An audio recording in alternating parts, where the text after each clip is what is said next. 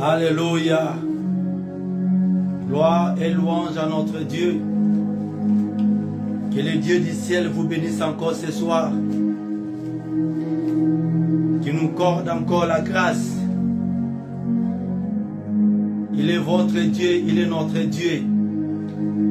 Il est le Dieu de notre salut. Il est le Père, il est le Fils et il est le Saint-Esprit. Il est Jéhovah de l'Ancien Testament. C'est lui le grand médecin, le grand Jésus d'aujourd'hui. Nous voulons le bénir, élever son nom, car il est notre Dieu. Il est votre pourvoyeur. Il est le Dieu de Dieu, le Dieu de notre salut.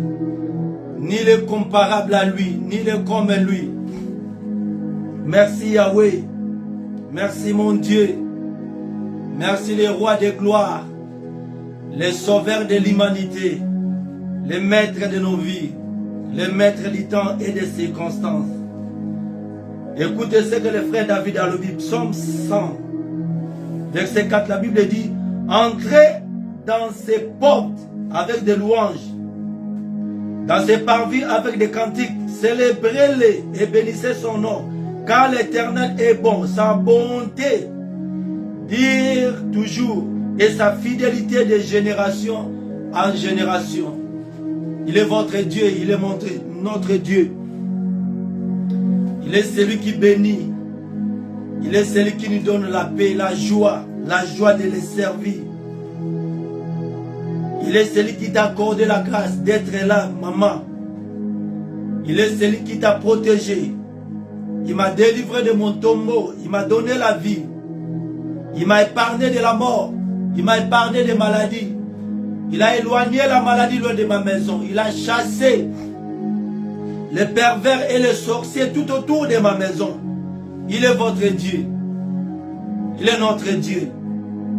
Voilà pourquoi bien aimé, toye encore na butu alelo. Kotombo la monene na nzambe oya bateli biso.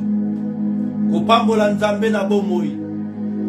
Kopambola nzambe aza kobatela mobali na yo. Kopambola nzambe aza kobatela mwasi na yo. Kopambola nzambe aza kobatela bana na yo. Kopambola nzambe aza ko accorder biso encore souffle de vie.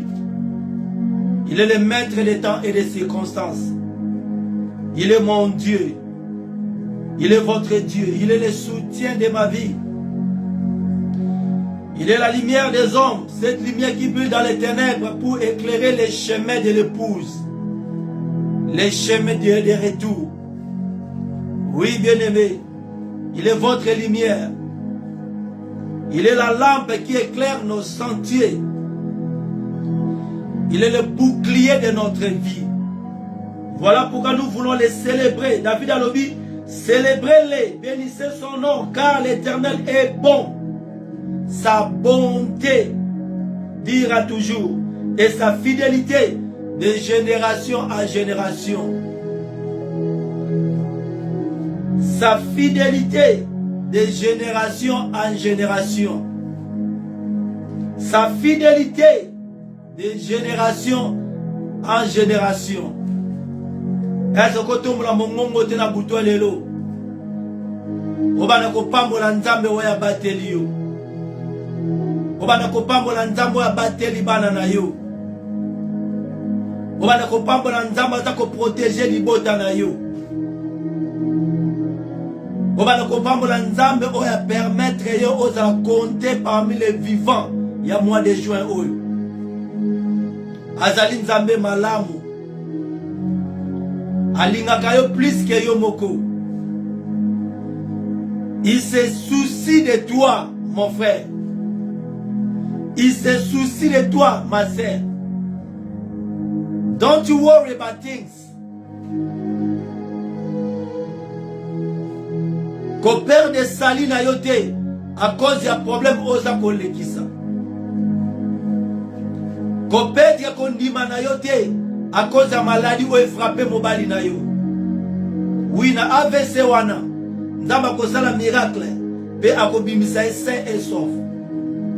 Kobedre elikiate à cause de malade ou frappé lekinayo. Kobedre elikiate à cause de malade ou frappé moi sinayo. Kobedre elikiate à cause ya bana bazako yate. Moto oya pesa kama bota azali na bomoi.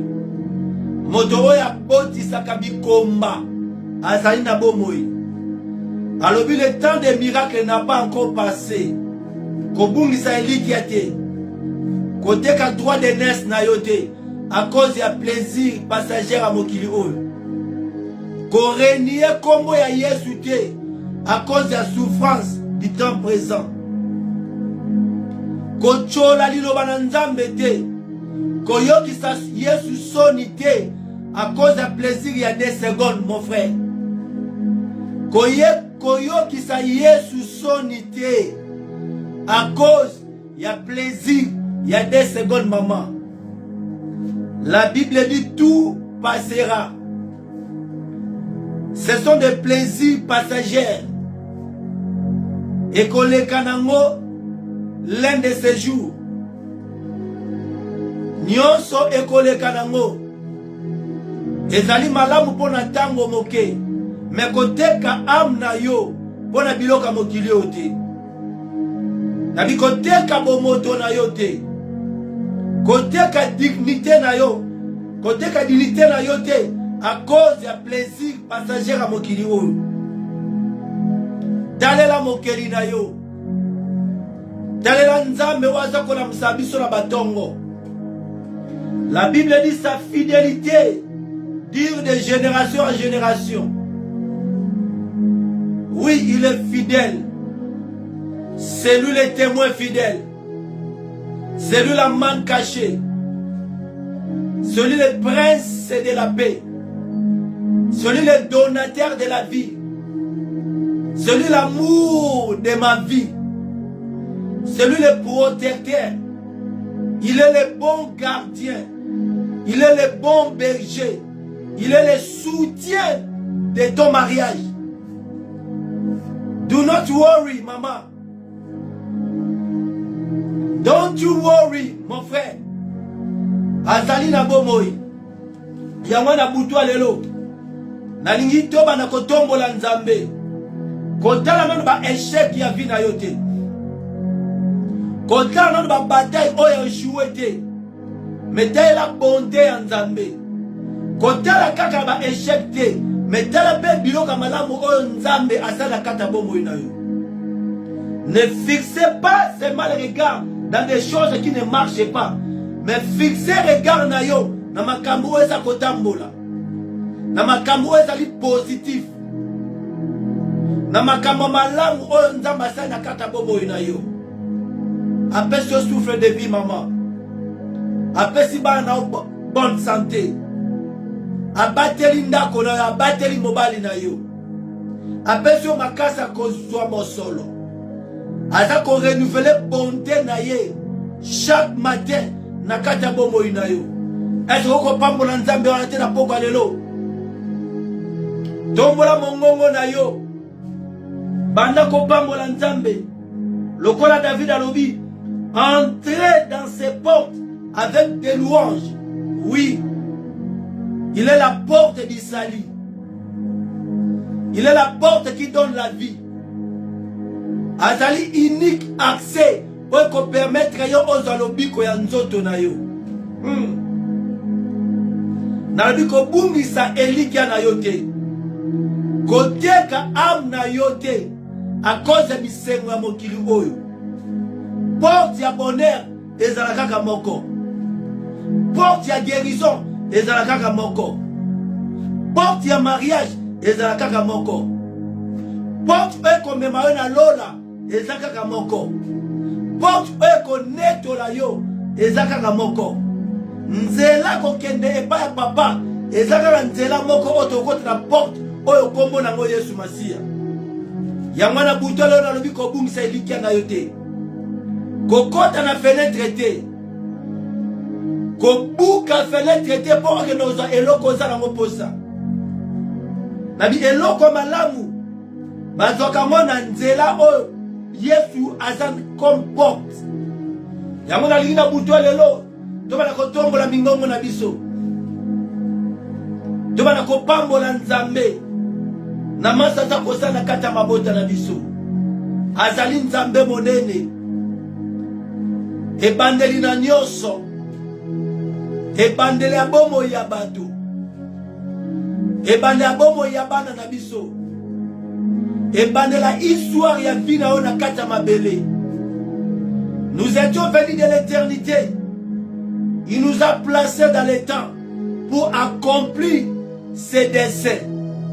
Il nous a placés dans ce pays d'Irlande pour accomplir le programme de Dieu. Il t'a placé là où tu es pour accomplir sa volonté. Banda ko pambola ye mama. Banda ko netola ye. Azali nzambe monene. Azali liziba na mai na bomoi. Mobateli malamu. Mobateli abandako na biso. Mobombi mabota na biso. Mobombi bana. To datoli monene na yo. To gumba melio yawe. To netoli monene na yo. Akuma manaye. Anetola manaye. Abongi na lokumu. Abongi na masanjoli. Nzambe malamu. Nzambe ya makoki oye zangandelo. Nzambe oya salaka makambu oye lekela kabatu. Nzambe oya kamuzaba adversaire na biso. Nzambe oya tonda na nguya. Nzambe oya soki afongoli porte moto te akoki kokanga. Nzambe oyo soki akangi porte moto moko te akoki kofongola. Nzambe oyo soki apamboli yo moto moko te akoki kolakela yo mabe. Azali nzambe na biso.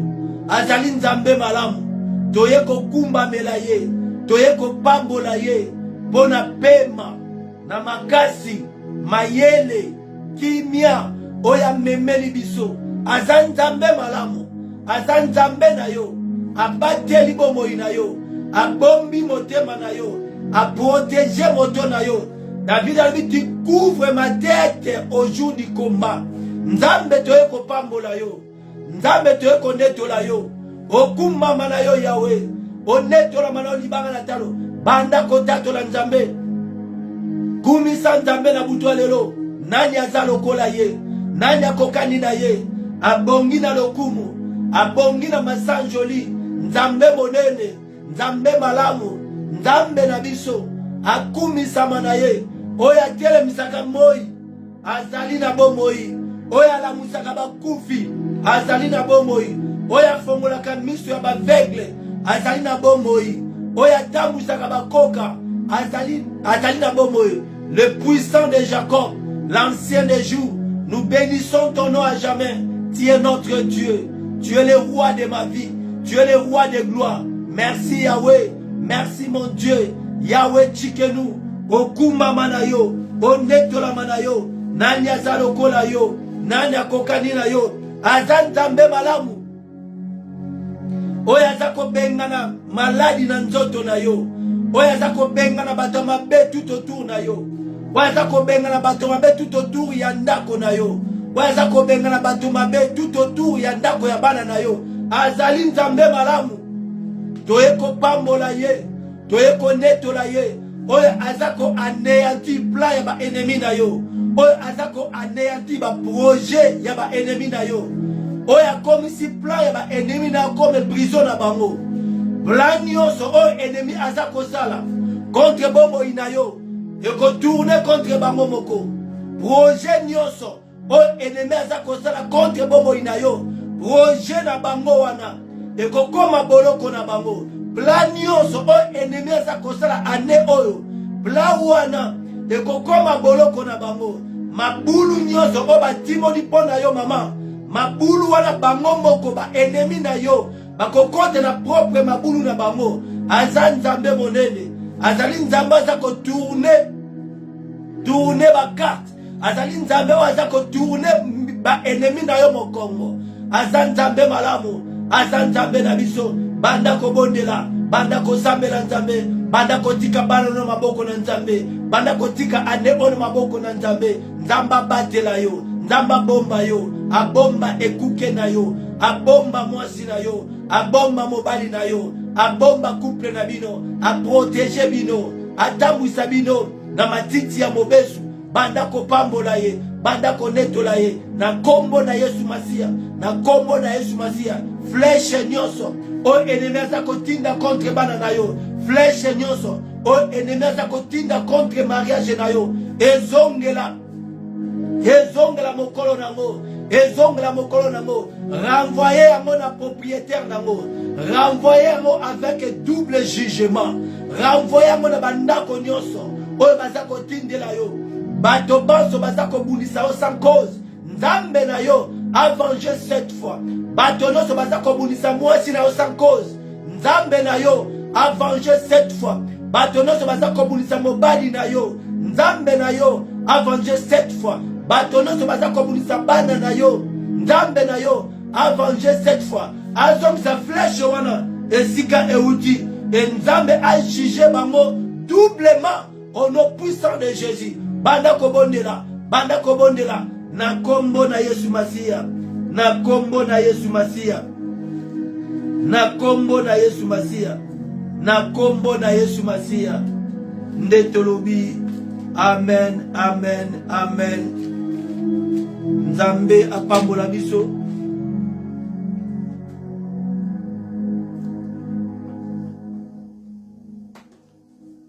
Nzambe apambola biso na poko alelo. Azali nzambe monene, azali nzambe na biso, azali nzambe oyo asalaka makambo oyo elekelaka bato. Bien-aimé, c'est un privilège d'être compté parmi les vivants na ekeke oyo mabe. Ezali ngolu, ezali faveur oyo nzambe aza kosala biso. Ezali faveur oyo nzambe aza kosala yo na mois de juin oyo. Ezali faveur oyo nzambe azosala na kati ya mabota na biso. Ezali faveur ya nzambe ndezo permettre yo nanga toza compter parmi les vivants de ce temps de la fête. Bien-aimé, eza faveur oyo nzambe asali biso koza na bomoe. Nzambe ko décider autrement. Nzambe ko retirer yo na scène. La Bible dit azaka na conseiller te. Nyonso oyo asala kezaka bien. Donc nzambe ko décider lelo a retirer yo na mabele.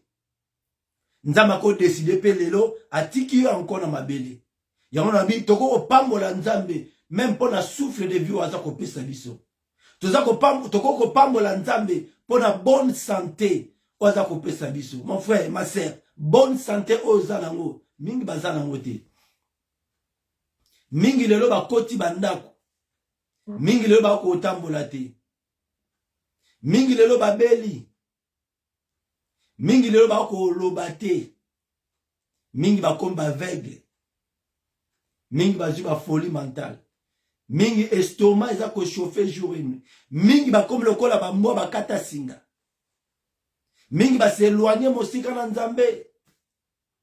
Ba comme lokola motali boma ya Gadara. Bazali supposé te. Bazali ça et là. Abimi a côté abimi a. Ils sont un peu partout. Ils sont manipulés par les dieux de cet âge mauvais. Ils sont habités par des démons, possédés, envoûtés. Bazasu na kime na vina bangote. Mais yo na nzamba pesi biso tranquillité. Nzamba membre biso kimia na motema, la paix du cœur.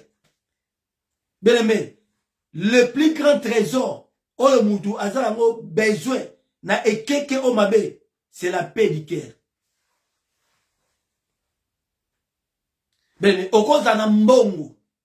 Okoza na ba mituka, okoza na bandako, soza na paix du cœur te, mon frère. O vivre longtemps te na mokili. Okoza na ba millions, okoza na ba degree, okoza maye lokola Caïn. Mais soza na kimia te, bien aimé, oza na errant lokola Caïn. La Bible dit il était errant. Moupepe. Abandako waya waya. Alors, ce qu'on a la kimia te bien aimé, tu es malheureux. Soza na kimia kati na yote. Nabi kimia na kati na yo moko. Kimia ya semblante. Kimia na kati na yo. Your inner being inside of you. If you do not have peace, you are cursed. Parce que kimia ezalaka moto. Kimia eutaka pa Yesu. Mutapesaka kimia, c'est le Seigneur Jésus-Christ. Yamataka ye devant ma disciple abine bango shalom. Que la paix soit avec vous. Donc mbongo na kozanga kimia eza malédiction. Je préfère nazana mbongo te, mais nazana kimia na Yesu. Ça m'a bien. Nabi okoki jamais kozana kimia. So kozana bonne relation na Yesu te. Mingi lelo.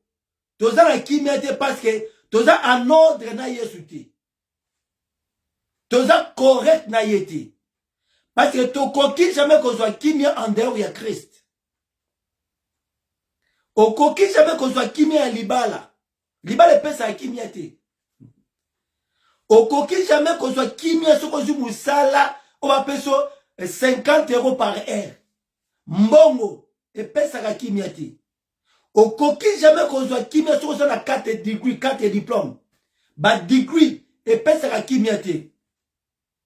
Okoki jamais kozwa kimia soko boti ba nebele. Non mukola ko bota na kozwa kimia. Mukola ko bota na kozwa malamu. Mukona ko bala na kozwa kimia. Non, le mariage ne donne pas la paix. Kimia eutaka pa Yesu. Non, mukona okoma pasteur na kozwa kimia. Kokoma tata pasteur e pesa kimia te. Kimia eutaka pa na Yesu. La paix c'est un homme. C'est Christ. Notre Seigneur Jésus-Christ. C'est lui le donateur de la paix. Mingi lolo bazali ça et là. Parce que bazana kimia na Yesu te. Parce que bazana bonne relation na Nzambe te. Nalobi kimia ya semblante, kimia ya parence te, kimia ya kati na yo. Que olali pene na butu, olali na kimia nyonso. Olali pene na butu, omi cheke, otali vi na yo. Otali pene na vi no que non, I can rest now. Mingi toko ako rest à cause. Ya etambole na biso. Ya marche na biso na Yesu. Moto oya tambola kana Yesu. Azana kimia. Alors, si quand on commune à mois de juin, les a katikati yane. Tala etambole na yo. Tala esika ozali. Position ozali. Ce qui Yesu ayelelo. Le prince de la paix. Est-ce que a okuta on a positionné? Parce que kimia baluka ngona biloka mokilité.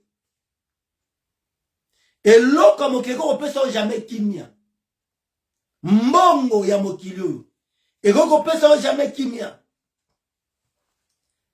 Mabala. Et koki jamais kopesa o kimia. Sozo luka kimia na mabala. Osi sabandaku. Obimina ndaku ya mwasi yo. Okomi na ndaku ya mwasi mususu. Olonga na quartier oyo okomi na quartier mususu. Olonga na matete okomi na njili. Olonga na njili okomi na lemba. Olonga na lemba okomi na kisenso. Olonga na kisenso okei bumba na Équateur. Parce que le bonheur ou bien la paix ne se retrouve pas dans biloko ozolukawana. Le bonheur, c'est un homme. Le vrai bonheur, c'est ça Yesu Masi. Namona bato batombwama. Babeta tolo ke noto zupe na bonheur. Mais Nathan Kamouke, par terre, bato bazali na sommet, lelo bazala mabele, tomona bana ba mikondi, o bazali lokola ba prince, na kati ya mboka, mais lelo, bazali likolo, lelo bazala na se.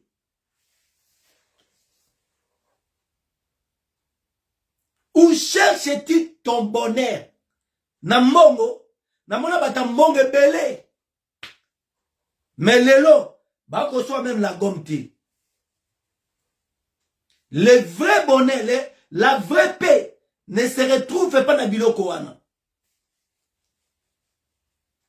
On a zo luka bonheur na libala. Non. Dans le mariage, non. Parce que j'ai vu les hommes qui s'aimaient. Mais aujourd'hui, ils sont en train de se trahir. Non, le vrai bonheur, c'est en Christ. La vraie paix, et où t'as pas Jésus. Yamalobi, je vous donne ma paix. Pas comme le monde. Et zo paix sabiso. Mokiloko paix sa okimiate. Alors, pour qu'on recevoir Wezali Kimia, faut qu'on simba Yesu. Mingi tolobaki mukotoko ya poto, tokoma Kimia. Mais toye poto, ebele na biso, bazana Kimia te. Ebele ya batu na nzela, bana Kimia te. Les hommes sont agités. Les femmes pareillement.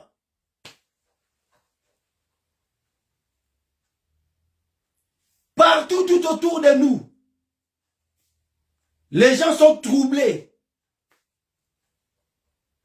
Tous les jours, il y a des news.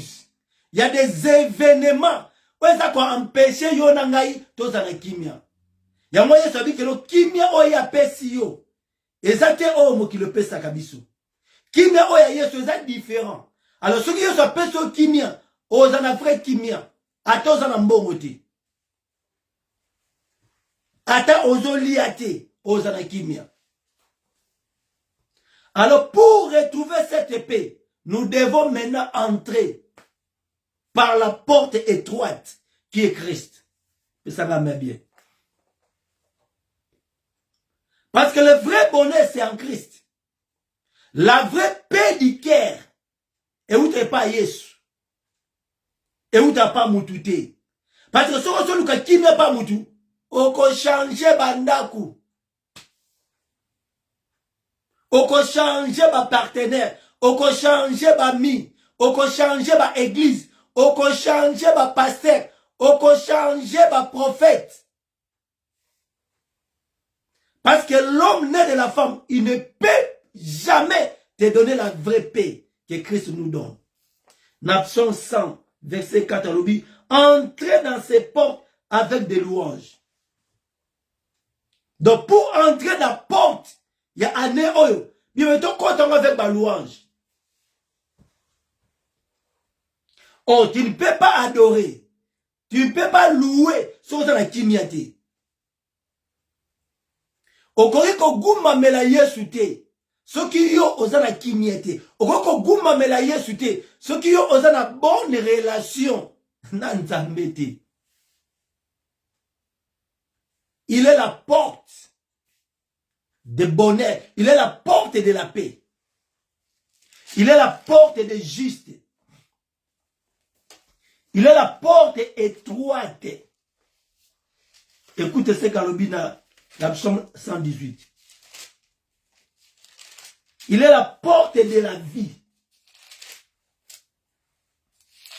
Psaume 118, verset 19.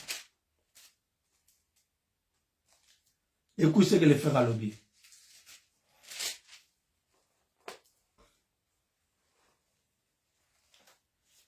L'Éternel m'a châtié. Bible lobby. Moi, n'agnon se nzambe. Tant azakoye pas nzambe, il doit être premièrement châtié. Ça, c'est David qui parle. mais il ne m'a pas livré à la mort. Ça dit, châtiment ya Nzambe et Boumarate. Donc, film ya Nzambe ezali elembo ya bolingo. C'est un signe d'amour. Sonda malingyo fa beta yo. Et Nzamba beta kanzoto. Parce que Paul a lobby, le désir de la chair est contraire à celle de l'esprit. Alors, comme Nzamba lingaka yo, ako kanga ba porte belé, ako zo chicote na ipo a chicote. La Bible, il m'a chatoué, mais il ne m'a pas livré à la mort. Ouvre-moi les portes de la justice. Je entrerai, je louerai l'Éternel. Et voici la porte de l'Éternel. C'est pas elle contre le juste. Alléluia.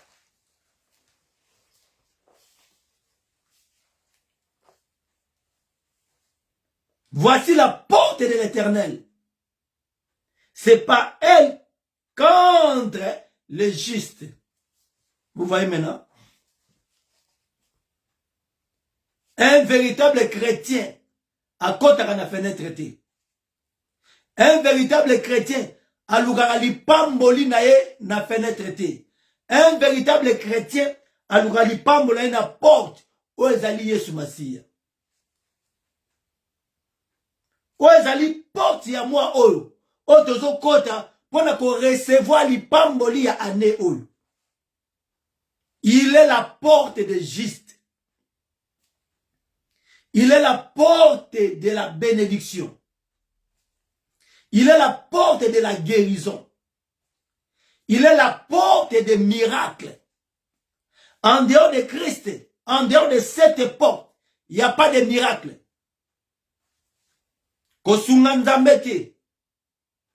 Que comme aux ma botate, aucun ne bimana fenêtre que nous cabane. Non. Tu dois entrer dans la porte de juste. Abi, c'est pas elle contre le juste. Ouvre-moi les portes de la justice. J'entrerai, je louerai l'Éternel. Et voici la porte de l'Éternel. Vous voyez? Voici Jésus qui est la porte de juste. Voici la porte de l'Éternel. C'est pas elle contre le juste. Oh, yono soso Luka. Et ça, on a beaucoup na Yesu, mon frère. Bana. Yesu mtape sakabana. Na bandeli papa mabota. Et où te repas à Yesu. Do not give up. Moto ataka semence de vie. Nanzota mobali. Eza Nzambe. Moto permettra moi si à concevoir, à recevoir semence ya bon moi. Eza peka Nzambe. Alors Nzamba lobi, il faut te compter na porte étroite. C'est pas elle contre les justes. Les justes entrent où? Par la porte de l'Éternel. Donc nous entrons dans cette porte-là. Parce que les pamboli yangana yo. Et ça la porte où ya Yesu Masia. N'ayete suna lo bala mutumo na butu alelo. Porte ya li pamboli na yo ane oyo. Et ça Yesu. Koluka ba mando na te. Kosimba kisi te. Kokota loge te. Bimana binzambi wana. Tika magie. Tika occultisme. Bimana biloko wana. Bomo ya seko. Ezala maboko na Yesu Masia. Soko koti na porte wezali Yesu. Yesu akopesa yo nyonso ozala ngo posa. Il est la porte de la bénédiction. Il est l'unique porte d'accès vers Dieu. Vous voyez? Ce qu'on continue à porte, vous allez Yesu, au monde en Nzambe. Alors, nul ne peut aller au Père si ce n'est qu'au moyen de moi. Nul ne peut me dépasser pour voir le Père sans passer par moi. Donc, il est le chemin. Il est la porte qui nous amène vers l'éternel. Il est l'unique porte d'accès à Dieu. Il est l'unique porte d'accès pour recevoir tes bénédictions. Il est l'unique porte d'accès à toutes les promesses divines. Il n'y a pas d'autre porte. Naeko décourager yo. Olukali pamboli na yo na maboko banganga. Nganga pambola kate. Bandoki ba pambola kate. Ba magicien loge olikokota. Scientologie ngokota et pambola kate. Ba livre magique olikotanga et pambola kate. Tu veux recevoir le bonheur. Entre par la porte qui est Christ. Il est l'unique porte d'accès à Dieu. Il est l'unique porte d'accès à toutes les promesses divines. Il est l'unique porte d'accès à la bergerie. Oliminzamba za la berger na yo. Olimoyemba lokola David a dans Psaume 23, l'Éternel est mon berger. Je ne manquerai de rien. Mais entre par la porte. Christ est la porte de la bergerie. Alors si tu entres par la porte, l'Éternel sera votre berger. Et si l'Éternel est ton berger, tu ne manqueras de rien. Si il est votre garant, votre gardien, si il est le surveillant de votre vie, maman, tu ne manqueras de rien. Mais condition ça mon corps, il faut qu'on t'en apporte. Il faut qu'on t'en apporte aux alliés Yesu Masia. Yenda zali porte ya bonheur na biso. Yenda zali porte ya sali na biso. Il est l'unique porte d'accès au sali. En dehors de Christ, il n'y a pas de sali. Sali ezaka moto. Sali ezali Yesu Masia. En dehors de lui, il n'y a point de sali. Non. Il est la porte de mon bonheur. Nul ne peut accéder au sali si ce n'est que par Christ. Donc, si on continue à porte, on a été sali ezate.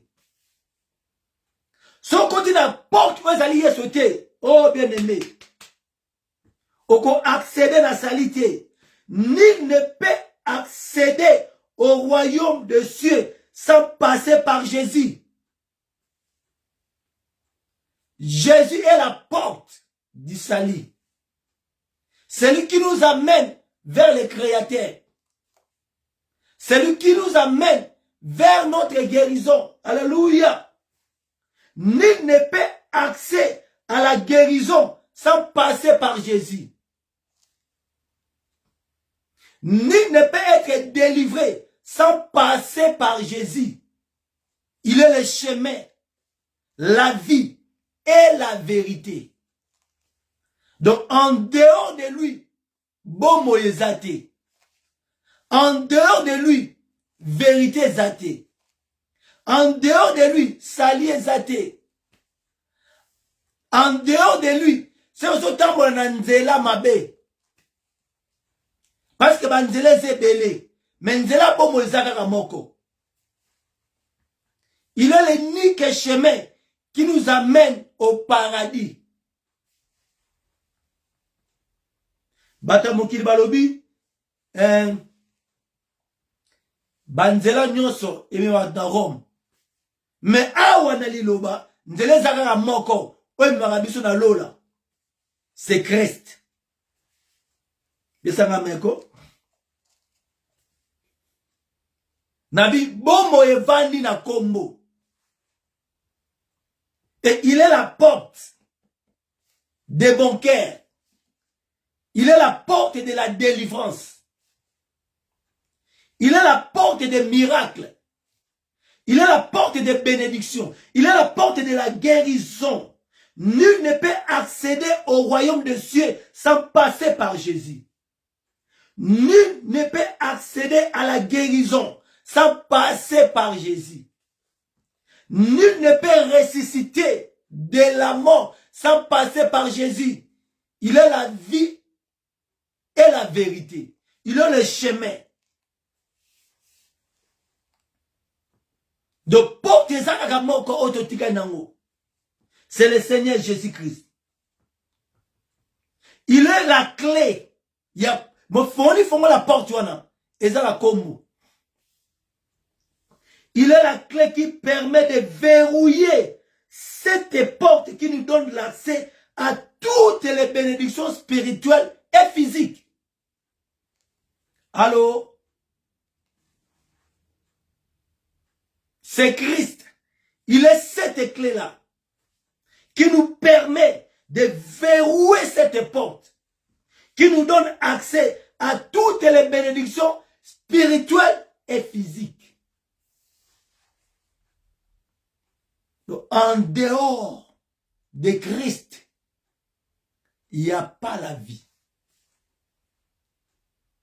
Pour accéder au salut, tu dois entrer par la porte. Et la porte, c'est Christ. Il est la porte de la bergerie. Il est la porte du bonheur. Il est la porte de votre mariage. Il est la porte de votre bénédiction. Il est la porte qui nous donne accès à Christ. Christ est la clé de la foi. La clé de la foi, c'est Christ. La clé là qui te permet de verrouiller cette porte qui te donne l'accès à toutes les bénédictions spirituelles et physiques. Il est la porte du salut. Il est la porte qui nous donne la paix. Mais pour passer par cette porte, ça nous demande d'être alignés parfaitement sur la parole. Nous devons s'aligner parfaitement sur sa parole. C'est la parole qui nous permet de surmonter les doutes. C'est la parole qui nous permet de surmonter les péchés. C'est la parole qui nous permet de surmonter les obstacles. Donc, pour accéder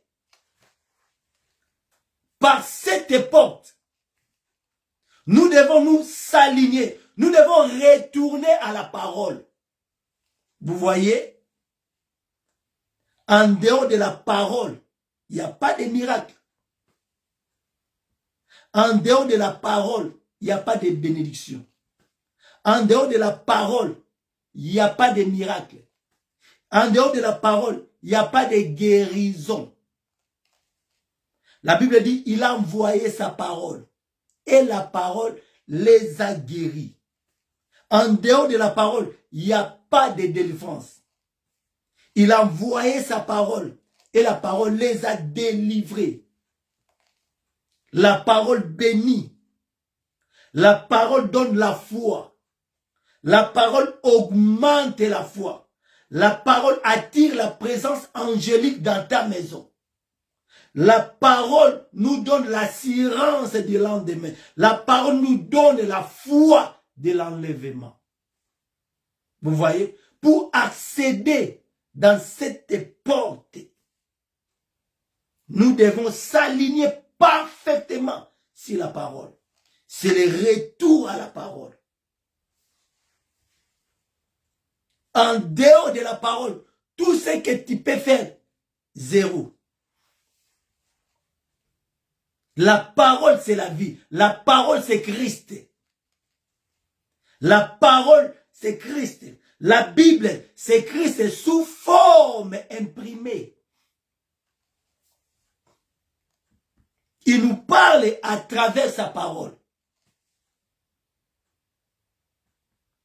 Il nous exorce à travers sa parole. Il nous bénit à travers la parole. Il nous donne la foi à travers la parole. Il nous donne l'espérance à travers la foi. Il nous donne la joie à travers sa parole. Donc nous devons s'aligner parfaitement sur la parole. C'est la parole qui nous permet de surmonter les doutes. Parce que la parole augmente la foi. Lorsque vous lisez la parole, vous lisez ses promesses et la parole augmente la foi. Et automatiquement, la parole enlève les doutes. Toi, tu doutes encore parce que tu es incrédule. Tu fais ce que tu es en train de faire parce que tu es encore incrédule. Tu ne crois pas à la parole. Oh, la Bible dit, celui qui s'approche de Dieu, il devait croire, car il est le rémunérateur de tous ceux qui lui cherchent. Donc la foi enlève la doute. La foi surmonte les péchés. Vous voyez? Lorsque la parole est en nous, cette parole va nous empêcher de commettre les péchés. Cette parole va t'empêcher de commettre l'adultère avec la femme d'autrui, avec un homme marié. Donc, tu dois s'aligner parfaitement avec la parole. C'est le retour à la parole. C'est la parole qui nous donne la foi. C'est la parole qui élève la foi des croyants. C'est la parole qui nous donne l'inspiration. C'est la parole qui nous permet de bien prier. C'est la parole qui nous donne la force de bifler. Et c'est la parole qui va nous amener au ciel. Et c'est la parole qui va éclairer nos sentiers, nos chemins. Voilà pourquoi David Alobi, il a mis sa parole sur mon chantier comme une lampe. Oko trébichete, oko beta libakute, parce que mwinda ezana nzela na yo. Et tant mwinde peli, ezana pona kolakso keba libaku ezawana. Keba libulu ezana kokota. Soko bimi, na mwasi abato libala, okota na libulu wana. Oko kangama. Soko bimi na mobali abatu, oko kweye na libulu wana. Oko kangama. Oko koma errant, lokola mutali boma ya gadara. Sa et là. Soki obimi na bana ya batu. Soko simbi kisi okoma liboma. Vous voyez? Ce n'est que lilobane mutu eko éclairer nzela na yo. Et liloba va te faire cesser de pécher. Osana lengeli soumouté. Ce qui s'aligne parfaitement sur sa parole. Osana mouté mama kasité. Osana mouté mama bête. Osana esengo komona mutazo souffrité. Oko se plana malheur ya mutute. Ce qui s'aligne parfaitement avec sa parole. Donc nous devons s'aligner avec sa parole pour accéder dans cette porte-là.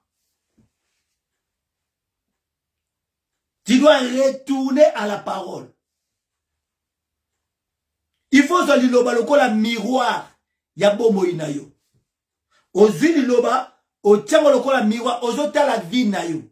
Tu regardes les actes que tu es en train de poser. Est-ce que ba acte on aza kosala? Est-ce que nazali digne ya kobenga mwana na nzambe? Est-ce que ma vie est-elle digne de l'évangile que je suis en train de prêcher? Est-ce que vie n'a ezali digne? Donc, nous devons retourner à la parole. Parce que c'est la base de la parole que tu vas entrer dans cette porte-là. Yesu abi porte yango eza mukie lokola lidusu ya tonga. Avo kota kuna il faut zaka chameau. Soko zali chameau te okota lidusu wana te. Porte o Yesu o ezali Yesu o Yesu azoloba ezali lidusu ya tonga. Ce n'est qu'un chameau peut entrer, mais pas un homme. Mais yo okota na yo, ce qui au déchargé, faut se dépouiller. Au kwesi kinumba, au tiki kopumbwa na butu, au tiki kimolangwa, au se décharger na kanda. On se décharger dans mensonge. On se décharger dans masturbation. On se décharger dans l'esprit ya kolinga basi ya bato. On se décharger dans bondoki. C'est alors au côté de l'idoussa tonga. Pour le côté de l'idoussa tonga, Bible l'obité ka ba oba te ya kande ba côté ba te un. Il faut se dépouiller. Il faut se déchirer. Il faut décharger. Hein? Décharger qui nous bana. Il faut décharger qui bondoki. Il faut se décharger dans maçon. C'est-à-dire, il faut se décharger dans l'eau. Parce que, aux gens ont intérêt, il y a qu'on se décharger pour qu'on te porte. L'idussu à tonga. Okoki ko accéder na porte wana te soso tambola na manque de pardon. Allô? Okoki ko accéder na porte wana te soso tambola na méchanceté. Okoki ko accéder na porte wana te soso tambola na kinumba. Okoki ko accéder na porte wana te ce qui bon moina yo ezali digne. Yamaloba olte yakate. Okoki ko accéder na porte yolate. Ce qui bon moina yo. Et plaire nzambete. Voilà pourquoi, pour accéder par cette porte, nous devons s'aligner correctement avec sa parole. Bisolo somolongo, c'est le retour à la parole. Nous devons retourner à la parole, s'aligner correctement, parfaitement, avec sa parole divine. C'est alors qu'il va accéder à la porte qui est Christ. C'est alors qu'il va entrer dans l'idussu à Tongawana. C'est alors au Kokota, dans Nzela et Kembo. Il faut se décharger. C'est le retour à la parole. Il est la porte de la promesse. Jésus est la porte de notre bonheur. Il est la porte des miracles. Il est la porte de la paix. Il est la porte de la bénédiction. Il est la porte des mariages. Il est la porte des enfants. Il est la porte de la joie. Il est la porte des miracles. Il est la porte qui nous amène au ciel. Il est la porte qui va t'amener au ciel. Il est la porte du salut.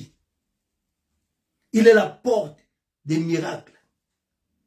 Il est la porte de la promesse divine. Et il est la porte de la joie. Il est notre Dieu. Il est votre Dieu. Que mon Dieu vous bénisse. Que mon Dieu vous comble par le nom puissant de notre Seigneur Jésus-Christ. Seigneur mon Dieu, toye ko pambola yo na butu alelo Tu es ma porte de bonheur. Tu es ma porte de la joie. Tu es la porte de la délivrance. Tu es la porte de ma paix. Tu es la porte de la vie. Nous nous sommes reconnaissants de toi. Nous bénissons ton nom à jamais. Par le nom parfait de notre Seigneur Jésus-Christ. Bénis nos mamans. Bénis nos assemblées. Bénis nos familles. Bénis nos pays. Bénis ce pays d'Irlande. Par le nom parfait de notre Seigneur Jésus-Christ. Seigneur, j'abandonne toutes les malades entre tes saintes mains. Bénis mon frère Médus. Bénis mon frère Mandebou Alain. Bénis mes bien-aimés qui sont dans les hôpitaux. Par le nom puissant de Jésus. Envoie ta parole guérissante pour aller guérir et amener la paix dans des familles qui sont éprouvées au nom puissant de notre Seigneur Jésus-Christ. Et nous disons tous Amen, Amen, Amen. Tous partager le lien. Tu envoyer le lien où on a bien aimé partout. Qui ne t'a pas mon abisso. Damba surveiller ma vie nabisso. Damba surveiller ma nabisso. Damba surveiller ma botte nabisso. Damba pambola mangomba nabisso. Damba apambola corps du Christ. Damba pambola ba santu ya diblin. Damba se souvenir na ba sali na ye. Na mosala monene. Bazako sala partout dans le monde. Par le nom puissant de notre Seigneur Jésus-Christ. Nous disons tous Amen, Amen, Amen. Shalom, bye bye.